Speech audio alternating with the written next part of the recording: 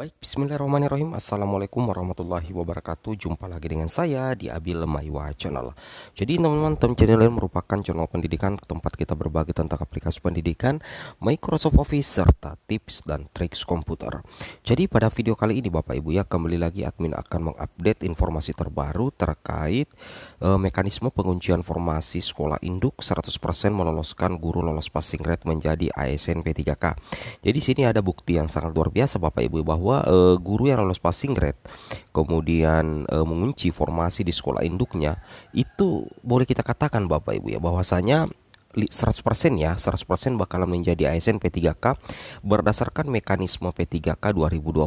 Itu sangat mengarah kepada prioritas ya guru lolos passing grade, terutama untuk yang ada formasi di sekolah induknya, seperti itu Bapak Ibu ya. Oke, sebelum kita lanjut, bagi rekan-rekan guru yang baru menemukan channel ini, silakan tekan tombol subscribe dan aktifkan lonceng notifikasinya agar setiap hari Bapak Ibu bisa mendapatkan informasi terbaru dari kami. Baik, tanpa panjang lebar lagi, kita langsung saja Bapak Ibu ya, to the point saja ke informasinya. Jadi di sini ada aturan dari untuk aturan pemenuhan kebutuhan itu ada 4 Bapak Ibu ya.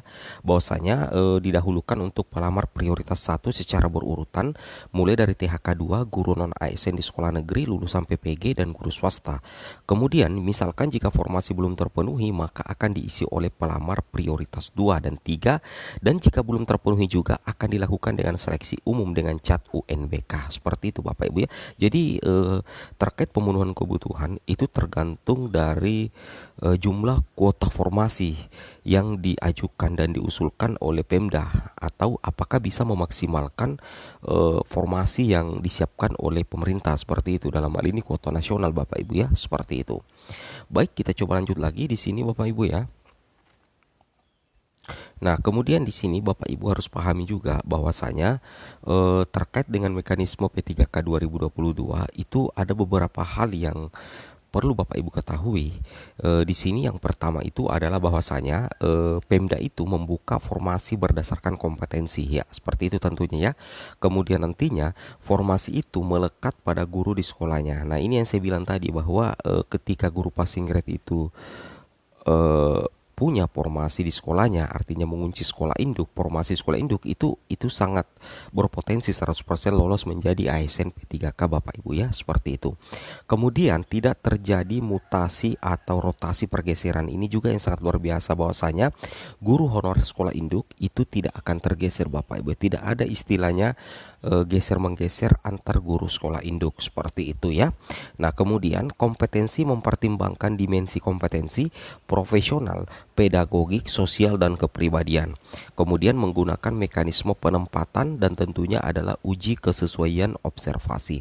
Nah, mekanisme ini yang dikeluarkan baru-baru ini itu sangat menunjang ya, eh, peluang bagi pelamar prioritas untuk lolos menjadi ASN P3K di tahun 2022 ini. Seperti itu Bapak Ibu. Kemudian kita lanjut lagi. Nah, di sini Bapak Ibu bisa memperhatikan sendiri bahwa ada sekitar 193.000 guru yang telah memenuhi nilai ambang batas pada seleksi P3K Guru tahun 2021, ditempatkan di satuan pendidikan dan berdasarkan kebutuhan dan kuota yang tersedia di daerah tanpa mengikuti ujian kembali. Nah, di sini ya, bagi individu yang ditempatkan di tugas masing-masing sepanjang kebutuhan tersedia. Ini sangat jelas ya. Jadi bagi guru yang sudah lolos passing grade, kemudian di sekolahnya itu ada kebutuhan, nantinya makanya Bapak Ibu itu akan langsung ditempatkan di sekolah induknya menjadi P3K. Seperti itu ya. Nah, ini sangat luar biasa ya. Ini bukti, salah satu bukti di mekanisme resmi. Apabila tidak terdapat kebutuhan di tempat tugasnya, maka akan ditempatkan pada satuan pendidikan yang membutuhkan. Seperti itu ya. Nah, di sini kita bisa cek lagi Bapak Ibu guru ya sekalian. Nah, di sini ada hasil audiensi ya.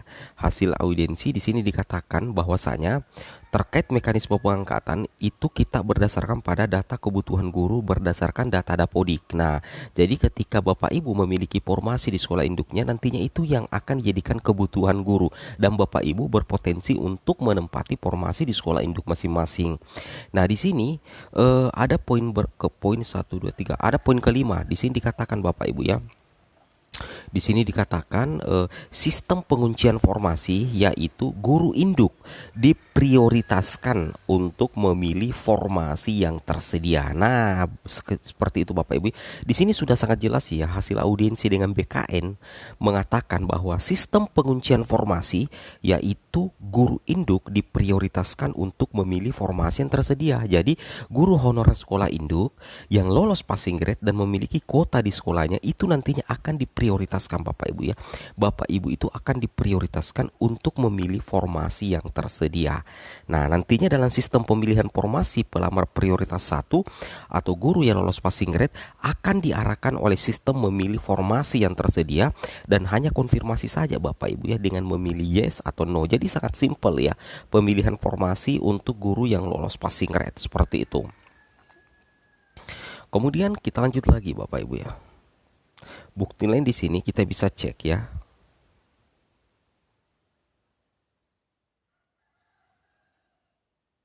Nah, di sini Bapak Ibu bisa perhatikan sendiri terkait dengan guru yang lolos passing grade yang mengunci formasi. Di sini Bapak Ibu perhatikan, guru yang lolos passing grade di sekolahnya dan tersedia jumlah kebutuhan guru sama atau dengan lebih dari jumlah guru lolos passing grade. Kalau Bapak Ibu berada dalam posisi ini, maka selamat, Bapak Ibu itu hampir dipastikan lolos menjadi ASN.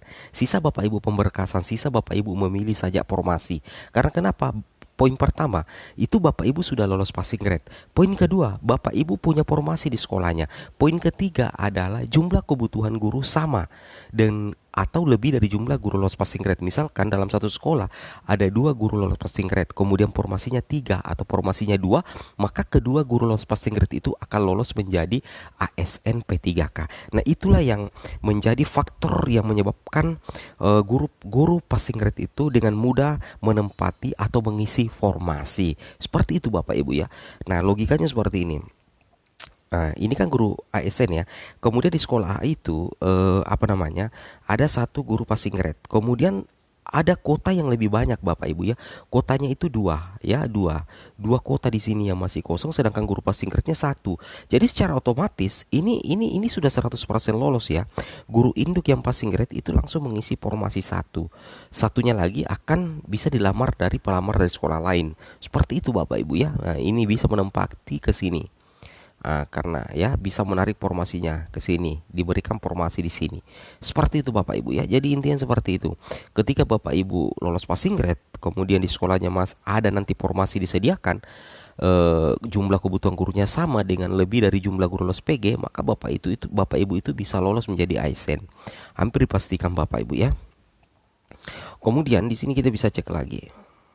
Nah, logikanya seperti ini Bapak Ibu ya. Ini yang dipaparkan oleh Panselnas. Nah, lulusan PPG berperingkat terbaik di sekolah mendapatkan tempat. Nah, di sini seperti ini ya. Sedangkan nantinya kalau misalkan ada yang tidak mendapatkan formasi guru PG, itu jangan khawatir. Bapak Ibu akan masuk di sini dulu. Masuk di keranjang, masuk di cloud, masuk di database sementara. Nantinya di sini Kemendikbud akan mencarikan formasi, mencarikan sekolah yang masih sangat kekurangan guru Bapak Ibu ya. Nantinya Bapak Ibu bisa mengisi formasi di situ. Seperti itu. Oke, mungkin cukup sampai di sini informasinya. Assalamualaikum warahmatullahi wabarakatuh.